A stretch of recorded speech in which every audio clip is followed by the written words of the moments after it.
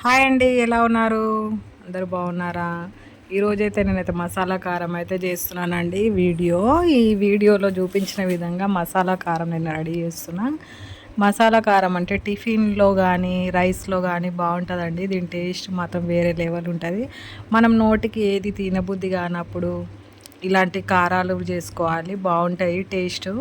దీంట్లో వేడి వేడి అన్నంలో ఇలాంటి కారం వేసుకొని ఇంకా నెయ్యి అయితే వేసుకొని తింటే వేరే లెవెల్లో ఉంటుంది. మీరు ట్రై చేయండి.